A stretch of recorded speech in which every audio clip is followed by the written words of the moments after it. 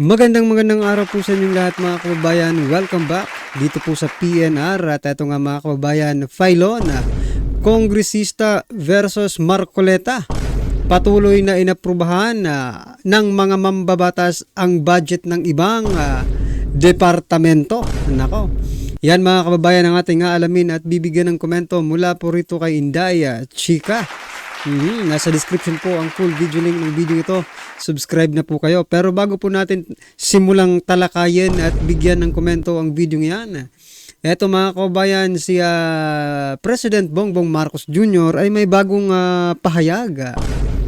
At si Baste Duterte mga kababayan, mayroon ding mensahe sa ating mga kababayan. Nako.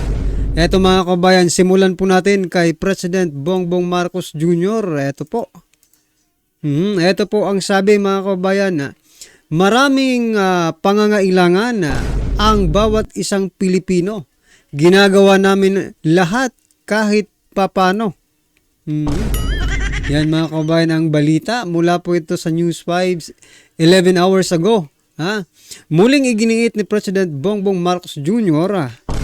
Ang kanyang pagnanais na mas ilapit pa ang mga serbisyo ng gobyerno sa mga Pilipino. Sabi ni Marcos na binatikos kamakailan dahil sa magarbong birthday party. Sa kabila ng kahirapan ng mga kababayan, mas palawakin pa niya ang healthcare upang mas maraming matulungan. Ako naman, walang pinipili ang pagtulong dahil ang bawat buhay ay mahalaga. Dagdag ng Pangulo sa pinakabagong vlog nito. Wala ito, i-emphasize lang natin mga kababayan, no? Walang pinipili sa pagtulong. Pero yung pamimigay ninyo ng ayuda, sinasabing akap, no? Yung akap ay para sa mga kapos ang kita. Sino ba naman ang hindi kapos ang kita ngayong panahon na ito? Tapos yung mabibigyan lang yung iba. At yung dito nga sa amin, yung mga nabigyan pa, yung may mga negosyo. Kapos nga ang kita, yung mga negosyante naman, yung pinamigyan ninyo. Di ba? Yung may mga tindahan, yung may mga grocery store. Tapos, totoo, real talk lang mga kababayan. No? Real talk lang po. Kasi, parang mas priority pa nila yung may mga negosyo kaysa doon talaga sa mga naghihirap. Di ba? Anong masasabi niyo dyan? Sa inyo rin ba? Sa mga lugar din ba ninyo? Ganon din ang nangyari. Kasi dito po sa amin, yung may mga negosyo po, yung binigyan nila eh. Yung mga walang kita tuloy, like pedicab drivers, no? Yung talagang nangangailangan kasi ang hirap mangkitaan ngayon eh.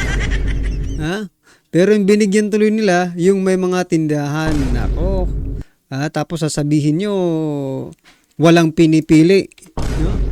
Ito pang mga kabayan, ilang beses na ring binatikos si Marcos dahil sa pagsasabi ng mga pangako, imbis na pagbibigay ng mga konkretong solusyon.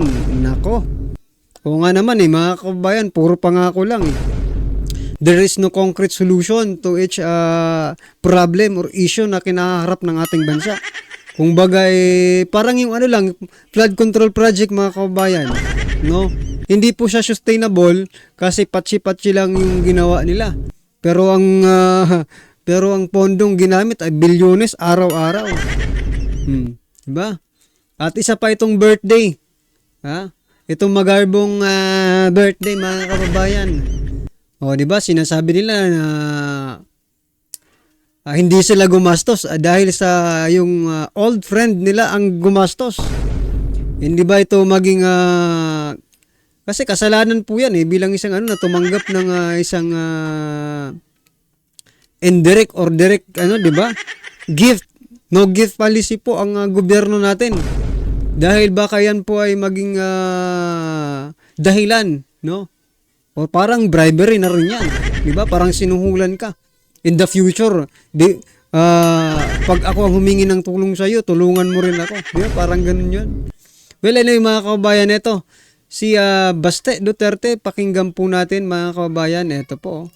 Kayo ay naniniwala pa rin na ituloy ang laban, sasama ako sa inyo.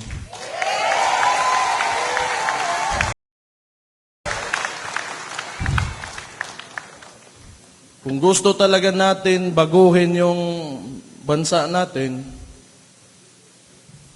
at least alam ko, yung mga kasama ko, handang magpakamatay para sa bansa nila.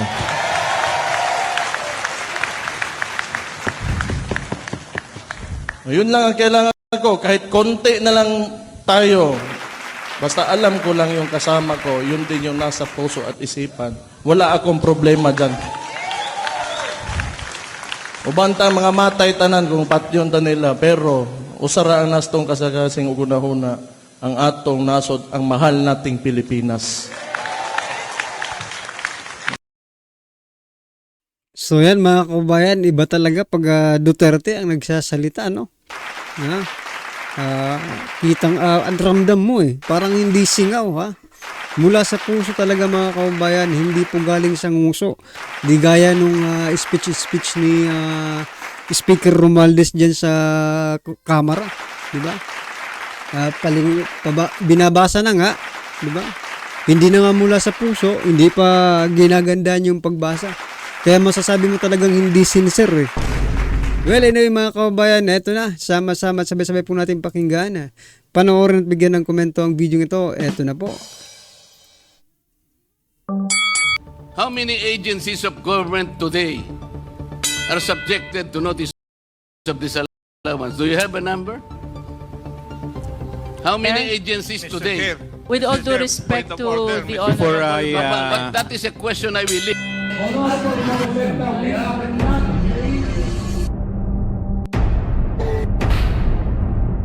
Need of legislation na pinag-uusapan. Kinalabit pa ni Paduan.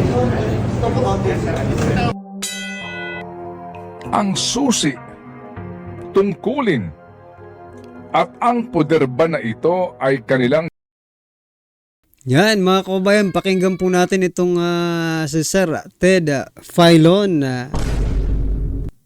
ginagamit sa lahat ng pagkakataon at sa lahat ng ahensya ng gobyerno? Sana all. Kapansin-pansin na sa mga nagdaang taon, patuloy pong inaaprubahan ng mga mambabatas ang mga budget ng iba't ibang departamento nang hindi man lang pinagpapaliwanag sa nakita ng COA na mga pagkakamali o maging pag-aaksaya ng mga departamentong ito sa pera ng bayan. Hindi sa lahat ng departamento, hindi sa lahat. So yan mga kababayan, tama po yung sinasabi. Hindi lahat ng departamento, no? Kasi parang marami pong may notice of disallowance, di ba? Pero nag-focus lang po sila dito sa kay Vice President Sara Duterte. Kita nyo na? Ha? Mga tulonggis talaga itong tunggrista. Matapos umamin ni Kimbo na tatay nila, no? Padre de pamilya nila si Speaker Romualdez. Ito pala yung stick to the plan, to the plan, di ba? Stick to plan, ano ba yun ni Kimbo. Bistado na talaga kayo. No? At saka itong si Abante, mga kababayan, nako, na life check din, na lifestyle check din ng ating mga kasamahang DDS, ng mga vloggers. Well, anyway, diba? We are Duterte supporters, pero hindi ko lang alam kung ina-acknowledge tayo nila nakasama. Hindi rin naman natin sila kilala personally. Diba? Pero mga kababayan, ang pinopoint ko lang po, dapat siguro lifestyle check na itong lahat ng mga kongresista. Diba?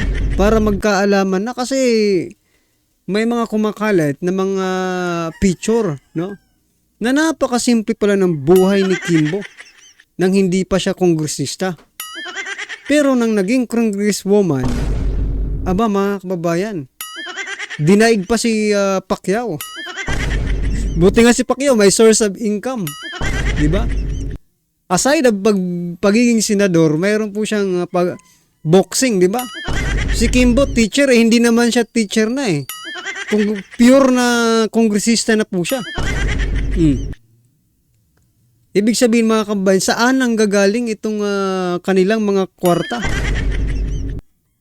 Lahat ng sa budget ng Department of Agriculture, Department of Transportation, at ng Department of Public Works and Highways. Mabilis pong lumusot ang mga budget ng mga departamentong ito sa committee budget hearing nang hindi man lamang halos pinagpapaliwanag ang mga kalihim ng mga departamentong ito sa mga nadiskubre ng COA na mga irregular na paggasta sa pondo ng pamahalaan. Kasama na rito ang sinasabing Notice of Disallowance. Ang pinagbabasihan po namin dito ay ang pinakahuling available COA report at ito'y taong 2022. Hango po ito sa kanilang website na available lamang na COA report. Sa Agriculture Department,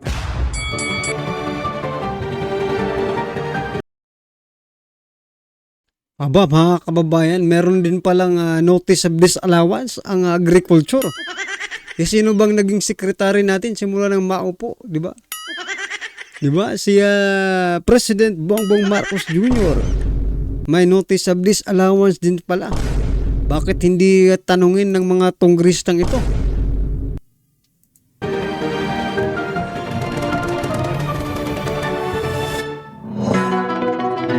How many agencies of government today are subjected to notice of disallowance? Do you have a number? How many agencies today? With all due respect to the Before honorable But that is a question I will leave, and I will Yes. terminate But- my manifestation, Madam. Yes, but I will. I I believe, would like Mr. to Chair, that respond. this is still my time. Yes, but I would like to respond to your manifestation, Congressman Marcoleta. Parliamentary Let inquiry, me. Mr. Chair. Grabe sila dito, no? Itong mga crooks, mga kababayan. Talagang pinagtulungan po nila. Ha? Si Congressman Marcoleta dito. Nakakahiya po kayo. Parliamentary inquiry What is the muna. parliamentary inquiry of the I would Honorable like to ask Abante? Si the Honorable Abante. Marcoleta, is he rebuking this committee? What is the question, Mr. Chair? Are you rebuking this committee? Why am I supposed to rebuke the committee? I am You not. have been saying things for a while. Galit na, You galit have na, been galit na. rebuking this committee. You are we're saying not, that. we're not blaming the Vice President on this. I asked Honorable the question. Marcoleta, I we asked are the not question. You do not have blaming the right to the- demand that. 1 minute suspension is taken, Mr. Chair. Move to suspend. What kind of question is that? Rebuke the committee? If I rebuke this committee, I would not have attended this committee.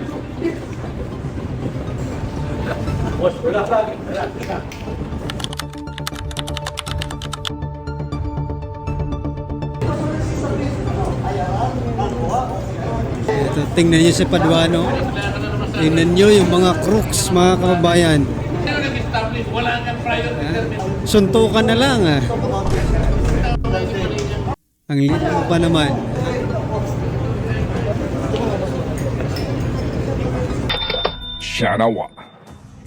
Siya nawa na totoong gumagana ang prinsipyong ito ng check and balance sa demokrasyang umiiral daw sa bansang ito. Sa ating pong nasaksihan na paghaharap ng Vice Presidente at mga kongresista sa naganap na budget hearing, malinaw ang disgusto ni VP Sara Duterte sa paninindigan ng ilang mambabatas na kailangan niyang magpaliwanag sa tinutukoy ng Commission on Audit na Notice of Disallowance sa confidential fund na ipinagkaloob sa opisina ng Vice Presidente noong taong 2022. Nais lang po nating liwanagin na isinasaad po sa Notice of Disallowance na ito ng COA na may petsang August 8, 2024 na binibigyan po si VP Sara at 2 kawani sa kanyang opisina ng 6 na buwan para sagutin at itama ang umano'y disallowance o maling paggamit sa halagang 73 million pesos, 287,000 na bahagi po ng confidential fund. Hindi pa nga po ito pinal at maaari pang humantong na naman sa kataas-taasang hukuman ang naturang usapin. Ngunit, hindi kailanman maipagkakait sa mga mambabatas ang kanilang karapatan at kapangyarihan na mag-usisa sa naging paggasta ng Office of the Vice President sa loob lamang ng 11 araw sa 125 million pesos na kabuuan ng confidential fund na ibinigay sa kanyang tanggapan noong taong 2022. Naging susi ang COA audit report para maitulak ng ating mga kagalang-galang na mga kongresista ang kanilang tungkulin at poder sa prinsipyo ng checks and balances. Subalit, ang susi, tungkulin, at ang poder ba na ito ay kanilang ginagamit sa lahat ng pagkakataon at sa lahat ng ahensya ng gobyerno? So yan po mga kabayan ang napakalaking tanong dyan, no? Kung ginagamit ba nila itong sinasabi nilang pag-scrutinize sa mga budget, no? Sa lahat ng departamento, hindi lang po sa Office of the Vice President. Mga kababayan, hindi naman lingid sa inyong kaalaman na itong budget ng Office of the President ay hindi man lang tumagal ng 30 minutos. Aprobado na. At may mga reports pa na mayroong ilang kongresista na gustong magtanong pero hindi po pinagbigyan dahil tinerminate na agad, no, ang deliberasyon at hindi na sila pwedeng makapagtanong. Pero bakit mga kababayan, dito kay Vice President Sara Duterte, bakit umabot pa ng 2 hearing at hindi pa natapos doon, no? Dahil siguro wala ng oras ang Kongreso, kaya sa ikalawang pagkakataon, hindi na po umattend ang ating VP Sara at tinapos na nga nila sa pagtatapyas ng kanyang budget. Ibig sabihin mga kabayan, eto na po yung sinasabing stick to the plan, no? Stick to the plan, mga kababayan. Kasi whether umattend or hindi umattend si VP Sara, yan na talaga ang kapalaran ng budget ni Vice President Sara Duterte. Diba? Anong masasabi niyo dyan? Napaka-unfair and unjust po ng Kongreso pagdating kay Vice President Sara Duterte. At hindi lang kay Vice President Sara Duterte, maging sa kanyang pamilya at mga taga-suporta nito. Diba? Kitang-kita naman po natin ang mga ginagawa ng Kongreso. Ang tanong nga dito, kasi alam naman po natin na ang galawan ng Kongreso, tulad nga ng sabi ni Kimbo, ay ipinagtatanggol lang din nila, di ba? Yung kanilang padre di pamilya. Mga kababayan, ang tanong, alam ba or is the president knowledgeable kung ano ang mga nangyayari dito sa Kongreso? Nanonood rin naman siguro siya ng balita, di ba? Pero well, anyway, mga kababayan, hindi na po natin pwedeng questionin, no? Ang presidente kasi nga hindi na po sila magkaalyado ng office of ni Vice President Sara Duterte. Kaya it is, no? it is assuming na po yan na talagang ganito ang mangyayari, no? Papahirapan po ang Duterte sa mga susunod pang mga taon at maging ngayong present na yun. Ngayon, di ba? Ngayon, nakikita na nga natin eh. Well, anyway, mga kabayan, taong bayan rin pa rin naman po, no?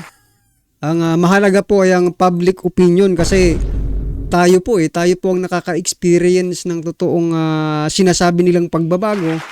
Sinasabi nilang yung sabi ni PBBM, no?